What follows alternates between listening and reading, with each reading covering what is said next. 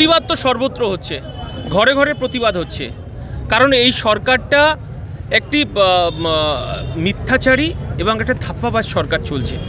কারণ আপনারা দেখেছেন যে আরজি করে ঘটনায়, শুধু আরজি কর নয়, আমরা 2021 সালের পর থেকে ইন্ডিয়ান সেকুলার ফ্রন্ট আমরা একই কথা বলছি যে রাজ্য সরকার প্রশাসনটাকে দলদাসে পরিণত করেছে, রাজ্য পুলিশকে তৃণমূল কংগ্রেস ক্যাডার হিসেবে ব্যবহার করছে।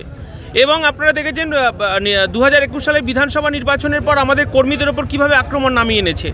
এবং আজকে আমরা আমডাঙ্গার বুকে যে রাস্তায় নেমেছি এই কারণেই আপনারা জানেন যে আজকে আরজি করের ঘটনা যেভাবে মুখ্যমন্ত্রী এবং তার সাঙ্গপাঙ্গরা ধামাচাপা দেওয়ার চেষ্টা করছে, আমরা ধিক্কার জানাচ্ছি। এবং আমি মনে করি স্বাস্থ্যমন্ত্রী হিসেবে এবং পুলিশ মন্ত্রী হিসেবে মমতা বন্দ্যোপাধ্যায় ব্যর্থ এবং তাকে অবিলম্বে পদত্যাগ করতে হবে।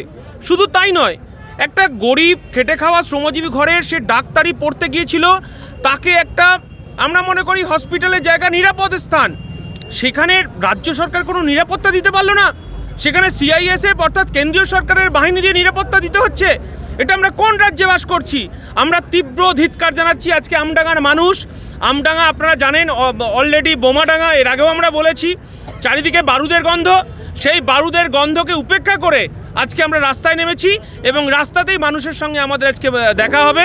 এবং এই জাগরণ আগামীকাল আমাদের শিয়ালদা থেকে আপনারা জানেন আমাদের রাজ্যের বিধায়ক, একমাত্র বিধায়ক, ভাঙড়ের বিধায়ক, আমাদের আইএসএফের চেয়ারম্যান, এবং আমরা থাকবো তার নেতৃত্বে বিকেল 4টে থেকে আমরা আরজি করের অভিমুখে যাব।